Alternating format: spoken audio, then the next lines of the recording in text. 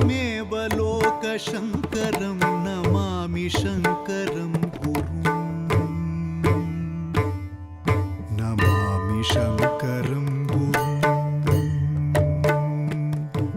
नमामि शङ्करं गुरुं।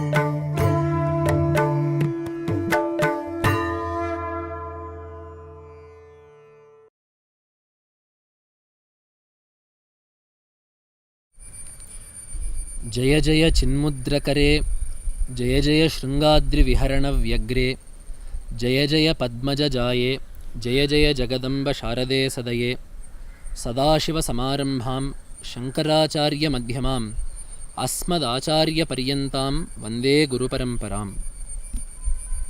ఉభయ జగద్గురువుల పాదపద్మములకు సభక్తి శ్రద్ధంగా సాష్టాంగ ప్రణామాలను సమర్పించుకుంటూ ఈ పుణ్యభూమి శృంగేరి కార్యక్రమంలో ఈ శృంగేరి క్షేత్రానికి పవిత్రత చేకూరిన కారణాలను మనం చెప్పుకుంటూ వస్తున్నాము.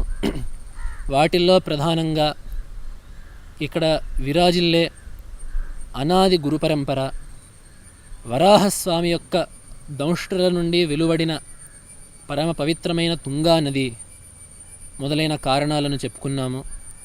ఈరోజు మరొక కారణం ఏమిటంటే, ఈ క్షేత్రం ఇంత పవిత్రం కావడానికి కారణం ఏమిటంటే ఋష్యశృంగ మహర్షి మరియు విభాండక మహర్షి ఇక్కడ ఆచరించిన తపస్సు. ఈ శృంగేరి అనేది ఈ క్షేత్రం యొక్క వ్యవహార సిద్ధమైన నామము, కానీ దీని అసలైన పేరు శృంగగిరి లేదా ఋష్యశృంగగిరి. ఈ ఋష్యశృంగ అన్నప్పుడు మనకు కొంతమందికి సందేహం వస్తుంది, షకారం రాయాలా షకారం రాయాలా అని చెప్పి. మనకి రెండూ పర్వాలేదు, ఎందుకంటే అక్కడ ఋష్యము అన్నా ఋష్యము అన్నా జింక అని చెప్పి అర్థం. జింకను పోలిన కొమ్ము కలిగిన మహర్షి కాబట్టి, పోలిన కొమ్మును శృంగమును కలిగిన మహర్షి కాబట్టి ఆ మహర్షిని ఋష్యశృంగుడు అని చెప్పి అన్నారు. విభాండకస్య పుత్రస్తు మృగీగర్భ సముద్భవ అని చెప్పి పురాణం మనకు చెబుతుంది. ఒకనాడు విభాండక మహర్షి యొక్క తేజస్సును ఒక మృగి, ఒక ఆడజింక రూపంలో ఉన్న అప్సరస్ స్త్రీ తాగడము చేత అక్కడ ఋష్యశృంగ మహర్షి సద్యోగర్భముగా ఆవిర్భవించారు అనేది పురాణం యొక్క కథ. కాబట్టి ఆ మహర్షికి జింక వంటి కొమ్ము కలిగి ఉండడము చేత ఆ మహర్షిని ఋష్యశృంగుడు అని చెప్పి అన్నారు. అట్లాంటి ఋష్యశృంగ మహర్షి యొక్క తపస్థలం కనుక ఈ క్షేత్రాన్ని ఋష్యశృంగగిరి అని, శృంగగిరి అని, కాలక్రమంలో శృంగేరి అని చెప్పి అన్నారు. ఈ మహర్షి యొక్క చరిత్ర మనకి విశేషంగా పురాణాల్లో కనపడుతుంది, అలాగే మహాభారతంలో వనపర్వంలోనూ కనపడుతుంది, మరింత విశేషంగా రామాయణంలో కనపడుతుంది. కాబట్టి ఈరోజు ఆ మహర్షి యొక్క పవిత్రమైన చరిత్రను రామాయణ మహాకావ్యం ఆధారంగా మనం చెప్పుకోబోతున్నాము. బాలకాండలో పుత్రార్థి అయిన దశరథుడు తన పురోహితుడు, ఆ రఘువంశానికి పురోహితుడైన వశిష్ఠ మహర్షిని ఉపాయమును కోరగా వశిష్ఠ మహర్షి అతనిని అశ్వమేధ యాగాన్ని చేయమని చెప్పి సూచిస్తారు. కాబట్టి మొదట్లో సంకల్పించింది అశ్వమేధ యాగం మాత్రమే. ఆ అశ్వమేధ యాగాన్ని దశరథుడు సంకల్పించగా ఏకాంతంలో అతని యొక్క ఆంతరింగిక మంత్రి మరియు రథసారథి అయిన సుమంత్రుడు దశరథుడితో, ఆ మహారాజుతో తను పూర్వం విన్న ఒక వృత్తాంతాన్ని చెప్పడం మొదలుపెట్టాడు. ఏతచ్ఛ్రుత్వా రహస్సూతో రాజానమిదమబ్రవీత్. రహ ఏకాంతంలో ఆ సూతుడు రథసారథి అయిన సుమంత్రుడు మహారాజుతో ఈ మాట అన్నారు. ఋత్విగ్భురుపదిష్టోయం పురావృత్తో మయాశ్రుత. అయమర్థ, నేను ఇప్పుడు మీకు చెప్పబోయే కథని ఋత్విగ్భి ఉపదిష్ట, ఇది ఋత్విక్కుల చేత నేను విన్న కథ, సనత్కుమారుడు ఒకప్పుడు చెప్పిన కథ అని చెప్పి ఆ కథని మొదలు పెడుతున్నారు. సనత్కుమారో భగవాన్ పూర్వం కథితవాన్ కథాం ఋషీణాం సన్నిధౌ రాజన్ తవ పుత్రాగమం ప్రతి. ఓ మహారాజా, నువ్వు సంతానాన్ని పొందడానికి సంబంధించిన ఒక కథని పూర్వకాలంలో మహర్షుల యొక్క సభలో సనత్కుమారుడు ఈ కథను చెప్పాడు. కశ్యపస్య తు పుత్రోస్తి విభాండక ఇతి శ్రుతః ఋష్యశృంగ ఇతి ఖ్యాతః తస్య పుత్రో భవిష్యతి. బ్రహ్మ మానసపుత్రుడు, ప్రజాపతులలో ప్రధానుడు అయిన కశ్యప మహర్షి యొక్క పుత్రుడుగా విభాండక మహర్షి అని ఒకరు సంభవిస్తారు. అతని యొక్క పుత్రుడిగా ఋష్యశృంగ మహర్షి అను మహర్షి ఆవిర్భవిస్తారు. సవనే నిత్య సంవృద్ధ మునిర్వనచర సదా నాణ్యం జానాతి విప్రేంద్రో నిత్యం పితృనువర్తనాత్. ఈ ఋష్యశృంగ మహర్షి ఏకాంతంగా వనంలో పెరిగాడు. తనని తన తండ్రి గారు అట్లాంటి ఏకాంతంలో పెంచడం వల్ల ఆ ఋష్యశృంగ మహర్షికి ఆ ఆశ్రమ స్థలము తప్ప అసలు ప్రపంచము తెలియదు. ద్వైవిధ్యం బ్రహ్మచర్యస్య, అతని యొక్క విశేషం ఏమిటి, ఆ మహర్షి యొక్క గొప్పతనం ఏమిటంటే ద్వైవిధ్యం బ్రహ్మచర్యస్య భవిష్యతి మహాత్మనః లోకేషు ప్రతితం రాజన్ విప్రేశ్చ కథితం సదా. అతని యొక్క బ్రహ్మచర్యము రెండు విధాలుగా సాగుతుంది. ముందు లోకేషు ప్రసిద్ధం, లోకంలో ప్రసిద్ధమైన స్త్రీ సాంగత్యానికి దూరంగా ఉండడము అని ఏ బ్రహ్మచర్యం అయితే లోకంలో ప్రసిద్ధంగా ఉందో అట్లాంటి బ్రహ్మచర్యాన్ని అత్యంత ఉత్కృష్టమైన పద్ధతిలో ఆ మహర్షి పాటిస్తారు. అదేవిధంగా వివాహం అయిన తర్వాత కూడా విప్రైశ్చ కథితం సదా, స్మృతికారులు చెప్పిన మరొక బ్రహ్మచర్యాన్ని కూడా ఆ మహర్షి పాటిస్తారు. మనకి స్మృతి గ్రంథాల్లో కనబడుతుంది, గృహస్థాశ్రమాన్ని స్వీకరించినప్పటికీ బ్రహ్మచర్యాన్ని పాటించే విధానం ఒకటి ఉంది. ఋతుగమనాన్ని మాత్రమే చేయడము బ్రహ్మచర్యంగానే మన శాస్త్రాలు లెక్కించాయి. కాబట్టి అట్లాంటి బ్రహ్మచర్యాన్ని కూడా వివాహానంతరం ఈ మహర్షి చంద్రుడు పాటిస్తాడు. కాబట్టి అట్లా తస్యైవం వర్తమానస్య కాల సమభివర్తత అగ్నిం శుశ్రూషమాణస్య పితరంచ యశస్వినం. ఆ ఋష్యశృంగ మహర్షి ఏకాంతంలో పెంచబడిన వాడే అగ్ని కార్యాన్ని చేసుకుంటూ అగ్నిహోత్రుడిని ఆరాధిస్తూ వేదాధ్యయనం చేసుకుంటూ స్వాధ్యాయం చేసుకుంటూ తన తండ్రి గారిని సేవించుకుంటూ కాలం గడిపాడు. కాబట్టి ఈ విధంగా ఇది మాత్రమే చేస్తూ వేరే రెండో వ్యాపారం లేకుండా ఈ విధంగానే కాలం గడపడం వల్ల ఆ ఋష్యశృంగ మహర్షి ఎంతో తపోధనుడైనాడు. ఇదే సమయంలో ఈ మహర్షి ఇట్లా ఏకాంతంలో తపోనిరతుడై ఉండగా అదే సమయంలో ఏతస్మిన్నేవ కాలేతు రోమపాద ప్రతాపవాన్ అంగేషు ప్రసితో రాజా భవిష్యతి మహాబలః తస్య వ్యతిక్రమాద్ రాజ్ఞః భవిష్యతి సుదారుణ అనావృష్టి సుఘోరావై సర్వభూత భయావహ అని. ఆ రోమపాదుడు అనే మహారాజు మనకి కథ తుంగభద్ర మాహాత్మ్యంలో వస్తుంది. పొరపాటున వేద విద్వాంసుల్ని నిందించడం చేత, ఆ వేద విద్వాంసుల్ని అవమానించడం చేత అతని యొక్క రాజ్యంలో ఘోరమైన క్షామము పుట్టింది, అనావృష్టి కలిగింది. అనావృష్ట్యాంతు వృత్తాయాం రాజా దుఃఖ సమన్వితః తస్య వ్యతిక్రమాద్ రాజ్ఞః భవిష్యతి సుదారుణ అనావృష్టి సుఘోరావే సర్వభూత భయావహ. ఆ యొక్క పాపము చేత, ఆ వేద విద్వన్ నింద అనే పాపం చేత సర్వభూతములకు, ఆ రాజ్యంలో ఉండే అన్ని జీవులకు ఎంతో క్లేశాన్ని కలిగించే ఒక ఘోరమైన అనావృష్టి ఏర్పడింది. అప్పుడు అనావృష్ట్యాంతు వృత్తాయాం రాజా దుఃఖ సమన్వితః బ్రాహ్మణాన్ శృతవృద్ధాంశ్చ సమానీయ ప్రవక్ష్యతి. ఆ రాజుగారు తన దేశంలో ఉండే పండితులందరినీ, శాస్త్రజ్ఞులందరినీ పిలిచి ఒక తరణోపాయాన్ని ఉపదేశించమని కోరగా వాళ్ళు చెప్పారు, వక్ష్యంతితే మహీపాల బ్రాహ్మణ వేదపారగా. ఏం చెప్పారంటే, ఆనాయ్యచ మహీపాల ఋష్యశృంగం సుసత్కృతం విభాండక సుతం రాజన్ బ్రాహ్మణం వేదపారగం పర్యచ్ఛ కన్యాం శాంతాం వై విధినా సుసమాహితః అని. ఓ మహారాజా, మీరు ఋష్యశృంగ మహర్షిని మీ రాజ్యానికి పిలిచి మీ కన్య అయిన శాంతను అతనికి కన్యాదానం చేస్తే మీకు ఈ క్షామము, ఈ అనావృష్టి తప్పుతుంది అని వారు చెప్పారు. ఇక్కడ మనం తెలుసుకోవాల్సిన విషయం ఏమిటంటే, ఈ రాజుగారు చేసిన పాపానికి వచ్చిన కరువుకి ఋష్యశృంగ మహర్షి ఆ రాజ్యంలో అడుగు పెట్టడానికి సంబంధం ఏమిటి అంటే, ఇక్కడ మనం రెండు విధాలుగా సమాధానాన్ని తెలుసుకోవాలి. ఒకటి, ఈ రాజు ప్రస్తుతం పాప ఫలితాన్ని అనుభవిస్తున్నాడు. ఈ పాప ఫలితాన్ని పోగొట్టుకోవడం, పాప ఫలితమైన దుఃఖాన్ని పోగొట్టుకోవడానికి మనకి 3 విధానాలు ఉన్నాయి. ఒకటి, దాన్ని అనుభవించడం. నాభుక్తం క్షీయతే కర్మ కల్పకోటి శతైరపి అని చెప్పి ఆ కర్మని అనుభవిస్తే తప్ప అది క్షయం కాదు. కాబట్టి ఒక విధంగా ఆ దుఃఖం పోవాలంటే దాన్ని అనుభవించడమే ఒక రకంగా ఆ పాపం పోవడానికి కారణం అవుతుంది. రెండవది, శాస్త్రంలో చెప్పిన ప్రాయశ్చిత్తాలు. ఈ ప్రాయశ్చిత్త కర్మల్ని ఆచరించడం చేత చేసిన పాపం యొక్క తీవ్రత తగ్గడమో లేదా ఆ పాప ఫలితం పూర్తిగా ప్రతిబద్ధం కావడమో జరుగుతుంది. మూడవది ఏమిటంటే మహాపురుషు యొక్క అనుగ్రహం. అట్లాంటి మహాపురుషుడి యొక్క అనుగ్రహం కలిగినట్లయితే ఆ పాప ఫలితాలు కొంత ఉపశమించే అవకాశం ఉన్నది.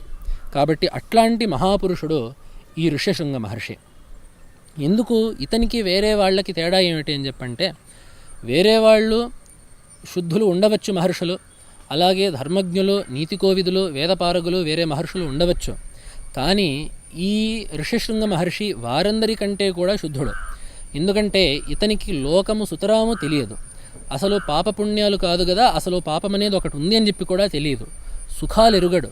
లోకంలో నగరాలు రాజ్యాలు ఉంటాయని చెప్పి కూడా తెలియదు. ఈ మహర్షికి తన తండ్రి గారు, తన ఆశ్రమము, ఆ కందమూల ఫలాలు, అగ్నిహోత్రము, వేదాధ్యయనం తప్ప రెండో విషయం తెలియదు. కాబట్టి అసలు పాపము బుద్ధిలోనే లేని, అసలు పాపం అంటే కూడా తెలియని ఈ ఋషి ఎంతో పవిత్రుడయ్యాడు. వేరే వ్యక్తుల కంటే కూడా, వేరే సాధువుల కంటే కూడా ఎంతో ఉత్కృష్టమైన పవిత్రతను సంపాదించుకున్నాడు. కాబట్టి అట్లాంటి మహర్షి తన దేశంలో పాదస్పర్శ చేస్తే చాలు, తాను చేసిన పాపం యొక్క ఫలితము ప్రతిబద్ధమై ఆ పాపం యొక్క దుఃఖం తొలగి క్షిప్రమే ఆ దేశము సుభిక్షమవుతుంది అనేది అక్కడ ఒక విషయము. రెండవ విషయం ఏమిటంటే, ఎక్కడైతే ధర్మం వెలుస్తుందో అక్కడ ప్రకృతి సుముఖంగా ఉంటుంది. అందుకనే మనకు మహాభారతంలో కూడా ఒక కథ కనపడుతుంది. పాండవులు విరాట నగరంలో మత్స్యరాజ్యంలో అజ్ఞాతవాసాన్ని సాగిస్తుంటే దుర్యోధనుడి వేగులు వారి జాడను పట్టలేకపోతారు. ఆ సమయంలో దుర్యోధనుడు భీష్మ పితామహుడి దగ్గరికి చేరి వాళ్ళని పట్టుకోవడానికి ఒక ఉపాయాన్ని చెప్పండి అని చెప్పి కోరగా, అప్పుడు భీష్మ పితామహుడు చెప్తాడు, వాళ్ళు అత్యంతం శుద్ధాత్ములు, ఆ పాండవులు పాపాన్ని ఎరుగరు, కల్లా కపటం ఎరుగరు, వాళ్ళు ఎంతో శుద్ధమైన ప్రవర్తన కలిగిన వాళ్ళు. కాబట్టి వాళ్ళు ఏ రాజ్యంలో ఉన్నారో ఆ రాజ్యంలో నెలకి 3 వానలు కురుస్తూ సుభిక్షంగా ఉంటూ ఆ రాజ్యంలో ఉండే ప్రజలందరికీ కూడా సౌమనస్యం కలిగి సుఖశాంతులు ఉంటాయి అనే విషయాన్ని అక్కడ భీష్మ పితామహుడు చెప్తాడు. అంటే మనకు తెలిసేది ఏమిటంటే, ఎక్కడైతే ధర్మం ఉంటుందో అక్కడ ప్రకృతి కూడా తన ధర్మాన్ని నిర్వర్తించి అక్కడ ఆ ధార్మికుల్ని సంతోషపెడుతుంది. ఎందుకంటే ఆ ధర్మమే ప్రకృతిని చూసుకోవడం కనుక. కాబట్టి ఇది 2 విధాలుగా వెళ్ళే సంబంధం. మనం ధర్మంగా ఉంటే ప్రకృతి సుముఖంగా ఉంటుందని చెప్పి ఒకటి, అలాగే మనం ప్రకృతిని జాగ్రత్తగా చూసుకుంటే, పర్యావరణ కాలుష్యం లేకుండా చూసుకుంటే, ప్రకృతి పట్ల తగు బాధ్యతతో మనం ప్రవర్తిస్తే అప్పుడు కూడా ఆ ప్రకృతి మన పట్ల చక్కగా క్షేమంకరంగా ప్రవర్తించి మన అనుష్ఠానాలకి లోటు లేకుండా, మన ధర్మాచరణకి లోటు లేకుండా, అలాగే మన యొక్క సుఖశాంతులకి లోటు లేకుండా ఆ ప్రకృతి కూడా ఏర్పడుతుంది అనే విషయాన్ని కూడా మనం ఇక్కడ ఋష్యశృంగ మహర్షి యొక్క కథ ద్వారా మనం గ్రహించాలి. కాబట్టి అట్లాంటి ఋష్యశృంగ మహర్షి ఆ మంత్రులు చెప్తున్నారు రోమపాద మహారాజుకి, అట్లాంటి ఋష్యశృంగ మహర్షి మీ రాజ్యంలో కాలు మోపితే మీ పాప ఫలితం అంతా తొలగి వెంటనే సుభిక్షమై వర్షాలు కురుస్తాయి అని చెప్పారు. అదేవిధంగా ఆయన యొక్క కూతురైన శాంతాదేవిని ఈయనకిచ్చి వివాహం చేయమని చెప్పి నిర్దేశించారు. కాబట్టి అదేవిధంగా ఆయన చేశారు. కానీ అప్పుడు ఈ రాజుగారు నిర్దేశించారు, అయితే ఓ మంత్రులారా, మీరు విభాండక మహర్షి యొక్క ఆశ్రమానికి వెళ్ళి వారిని తోడితెండి అని చెప్పంటే వారికి భయం వేసింది. ఎందుకంటే ఋష్యశృంగ మహర్షి యొక్క తపస్సు మనం చెప్పుకుంటాము ఈ భాగంలోనే. అత్యంతమైన కఠినమైన తపస్సు, కఠోరమైన తపస్సు చేశారు. కాబట్టి అట్లాంటి తపోనిధి కంటపడి మాట్లాడేంత ధైర్యము ఈ మంత్రులకు లేదు. అదే వారంటారు, తేతు రాజ్ఞో వచశ్రుత్వ వ్యథితాః వినతాననాః నగచ్చేమ ఋషేర్భీతాః అనునేష్యంతి తనృపం. మేము ఋషికి భయపడి మేము ఆ చోటికి వెళ్ళలేమని చెప్పంటే, అప్పుడు ఆ రాజుగారు తన యొక్క ఆస్థాన నర్తకులను అలాగే గణికలను పంపిస్తే వాళ్ళందరూ ఆశ్రమానికి వెళుతారు. ఏమిటి మీరు అవలంబించే ఉపాయం అని చెప్పి అడిగితే ఆ గణికలు చెబుతున్నారు, ఋష్యశృంగో వనచరః తపస్వాధ్యాయనే రతః అనభిజ్ఞస్స నారీణాం విషయాణాం సుఖస్య చ. ఈ ఋష్యశృంగుడు అనేవాడు నారీణాం అనభిజ్ఞ, అతనికి అసలు స్త్రీలు అంటేనే తెలీదు. అతను తన జీవితంలో పురుషులనే చూశాడు తప్ప స్త్రీలను చూడలేదు. అసలు పురుషుల కంటే భిన్నంగా స్త్రీలు ఉంటారు అని చెప్పి కూడా అతనికి తెలియదు. కాబట్టి అలాగే అతను విషయాలు తెలియవు, అతనికి ఇంద్రియ భోగాలంటే తెలియవు. ఎంతసేపు నియమంగా నిష్ఠతో ఆ కందమూల ఫలాల్ని భక్షిస్తూ నారచీరలను కట్టుకొని ఆ ఆశ్రమంలో జీవించడం తప్ప ఇంద్రియ భోగాలు అతనికి సుతరాము తెలియవు. కాబట్టి ఇంద్రియార్థైరభిమతై నరచిత్త ప్రమాథిభిః పురమానాయయిష్యామః క్షిప్రంచాధ్యవసీయతాం. కాబట్టి మనుషుల యొక్క మనస్సుల్ని ఆకర్షించే ఎన్నో భోగాల చేత మేము అతన్ని ఆకర్షించి ఈ దేశానికి తీసుకొస్తామని చెప్పి అన్నారు. అంటే ఈ భోగాలకి ఎట్లాంటి సామర్థ్యం ఉందంటే ఉన్న మనస్సుని వేరే దగ్గరికి లాగేస్తాయి. అందుకనే భగవంతుడు గీతలో అంటాడు, ఇంద్రియాని ప్రమాథీని హరంతి ప్రసభం మనః అని చెప్పి.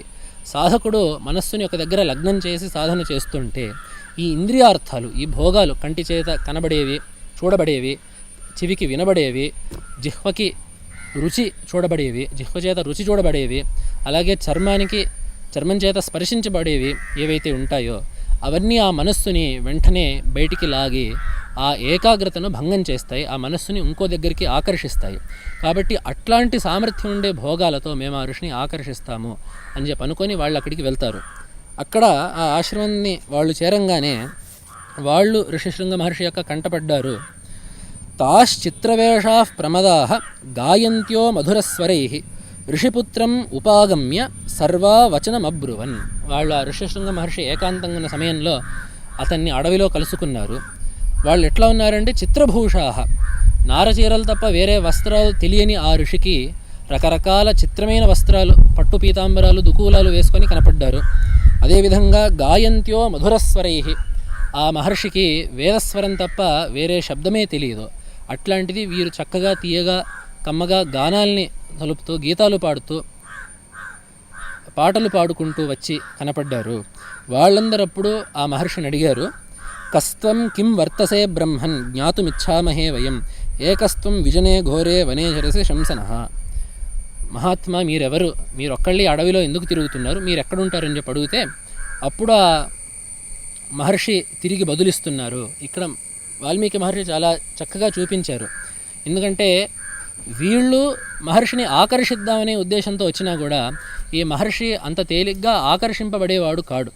ఎంతో ఇంద్రియ నిగ్రహం కలిగినవాడు. అతనికి భోగాలంటే స్త్రీలంటే తెలియకపోవచ్చు గాక, కానీ వాటిని చూడంగానే లొంగిపోయేంత చపల చిత్తం ఉండే మనిషి కాదు ఈ మహర్షి. అందుకనే రాస్తారు అక్కడ, అదృష్టరూపాస్తాస్తేన కామ్యరూపా వనే స్త్రియ. వాళ్ళు చూడబడిన స్త్రీలో ఎంతో అందమైన రూపాలు కలిగిన వారు, కానీ హార్దత్తస్య మతిర్జాత హ్యాఖ్యాతం పితరం స్వకం. వాళ్ళయందు అనురాగముతో, వాళ్ళయందు సౌహార్దముతో ఈ మహర్షి తిరిగి బదులిచ్చారు తప్ప వేరే భావంతో కాదు. పితో విభాండకోస్మాకం, మా నాన్నగారి పేరు విభాండక మహర్షి, తస్యాహం సుత ఔరసః ఋష్యశృంగ ఇతి ఖ్యాతం నామ కర్మచ మే భువి. నేను వారి ఔరసపుత్రుడిని, వారి సొంత తనయుడిని, సొంత కొడుకుని అయిన నన్ను ఋష్యశృంగుడు అని చెప్పి అంటారు అని చెప్పి వారిని ఆశ్రమానికి పిలుస్తారు. వాళ్ళని ఆశ్రమానికి పిలిచినప్పుడు ఋషిశృంగ మహర్షి యొక్క దృష్టిలో వీళ్ళందరూ కూడా ఋషులు అని చెప్పి వారు భావించారు. ఎందుకంటే వారి తండ్రి గారు ఒకళ్ళిద్దరు మహర్షులు తప్ప ఇతను వేరే మనుషులను ఎప్పుడూ చూడలేదు. కాబట్టి ఈ వేశ్యలు కూడా, ఈ గణికలు కూడా మహర్షులు అని చెప్పి అనుకొని ఆగతానాం తతః పూజాం ఋషిపుత్రశ్చకార. వారికి అన్ని అతిథి మర్యాదలు, తనకంటే పెద్దవారైన ఋషులు కనపడితే ఏ మర్యాదలు చేయాలో ఆ మర్యాదలన్నీ పాటించారు ఋష్యశృంగ మహర్షి. ఇదమర్ఘ్యం ఇదం పాద్యం ఇదం మూలం ఇదం ఫలం. ఇది అర్ఘ్యం, ఇది పాద్యం అని చెప్పి అర్ఘ్యపాద్యాలు ఇచ్చి వారికి తినడానికి కందమూల ఫలాలు ఇచ్చారు. వాటిని స్వీకరించి ఈ స్త్రీలు ఏం చేశారంటే, మేము కూడా మీకు తిరిగి సత్కారం ఒకటి చేస్తాము అని చెప్పి అస్మాకమపి ముఖ్యాన్ని, వాళ్ళు అంటున్నారు ఆ మహర్షితో, అస్మాకమపి ముఖ్యాన్ని ఫలానీమాని వైద్విజ గృహాణ ప్రతిభద్రంతే భక్షయస్వచ మాచిరం. మా దగ్గర కూడా కొన్ని పండ్లు, విశేషమైన ఫలాలు మేము కూడా తీసుకొచ్చాము, ఇవి కూడా మీరు ఆలస్యం చేయకుండా మీరు కూడా వీటిని భుజించండి అని చెప్పి తతస్తాస్తం సమాలింగ్య హర్షా సర్వా హర్షసమన్వితా మోదకాన్ ప్రదదుస్తస్మై భక్షాంశ్చ వివిధాన్ శుభాన్. అతనికి మోదకాలు మొదలైన ఎన్నో తీపి పదార్థాలు ఇచ్చి అతనికి ఇవి ఫలాలు అని చెప్పి ఇచ్చారు. కాబట్టి అతనికి కూడా అట్లాంటి తీపి పదార్థాలు, రకరకాల వంటకాలు, పిండి వంటలు ఇతనికి తెలియవు కాబట్టి, కందమూలాల ఫలాలు తప్ప ఇతనికి వేరేవి తెలియవు కాబట్టి అవి కూడా ఫలాలనుకొని అతను వాటిని స్వీకరించారు. ఈ విధంగా వాళ్ళు ఆ రోజు సెలవు తీసుకుంటే ఆ పక్క రోజు వాళ్ళు మళ్ళీ కనబడగా వాళ్ళు మహర్షిని ఆహ్వానించారు.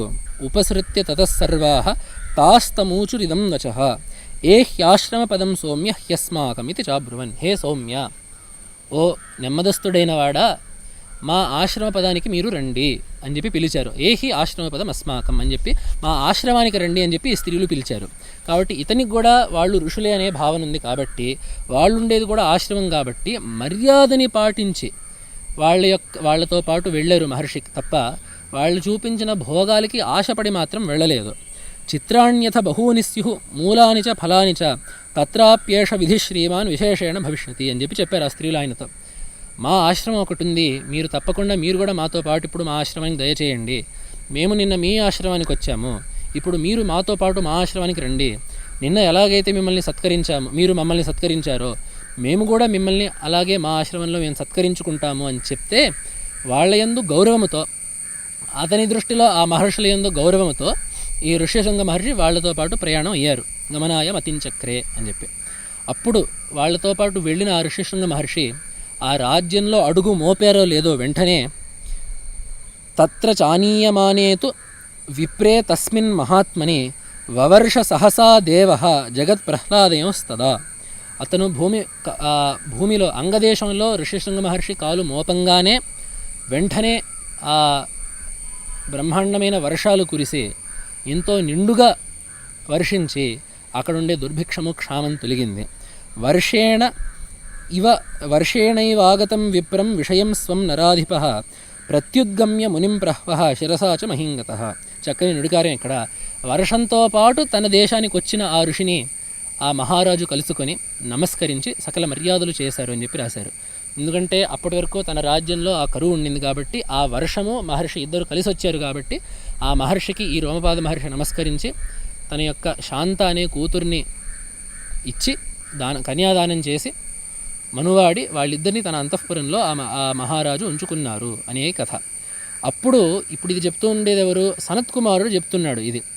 అప్పుడు చెప్పారు, ఈ మహర్షే దశరథ మహారాజుకి సంతానాన్ని కలిగింపజేస్తాడు. ఈ మహర్షి యొక్క ప్రసాదం చేతనే ముందు కాలంలో దశరథ మహారాజుకి సంతానం కలుగుతుంది అని చెప్పి సుమంత్రుడు చెప్పగా వెంటనే దశరథ మహారాజు ఆ రోమపాదుడి యొక్క రాజ్యానికి వెళ్ళి అక్కడ ఉండే ఋష్యశృంగ మహర్షికి నమస్కరించి వారిని తమ అశ్వమేధానికి ఆర్త్విజ్యం వహించమని చెప్పి ప్రార్థించి, ప్రధాన ఆర్త్విజ్యం వహించమని ప్రార్థించి తన రాజ్యానికి, ఆ కోసల రాజ్యానికి తీసుకొచ్చారు. అప్పుడు ఋష్యశృంగ మహర్షి యొక్క ఆధ్వర్యంలో, వారి యొక్క ఆధ్యక్ష్యంలో ఆ అశ్వమేధయాగం సుసంపన్నమైంది. ఆ అశ్వమేధయాగం సంపన్నమవ్వగా అప్పుడు ఆ మహారాజు ఆ ఋష్యశృంగ మహర్షిని వారు కోరుకుంటారు. అప్పుడు ఆ మహారాజు ఋష్యశృంగ మహర్షిని కోరుతారు ఒక మాట. తతోబ్రవీ దృశ్యశృంగం రాజా దశరథస్తదా కులస్య వర్ధనంతం తు కర్తుమర్హసి సువ్రత. ఓ మహాత్మా, మీరు చక్కగా అశ్వమేధయాగాన్ని సలక్షణంగా మీరు పూర్తి చేయించారు. ఇప్పుడు నా వంశం వృద్ధి చెందే విధంగా మీరు అనుగ్రహించాలి. మీరు నాకు వంశాభివృద్ధిని కలిగించేటట్టుగా మీరు అనుగ్రహించాలి అని చెప్పంటే అప్పుడు ఋష్యశృంగ మహర్షి మేధావీతు తతోధ్యాత్వా సకించిత్ ఇదముత్తరం లబ్ధసంజ్ఞ తతస్తంతు వేదజ్ఞో నృపమబ్రవీత్.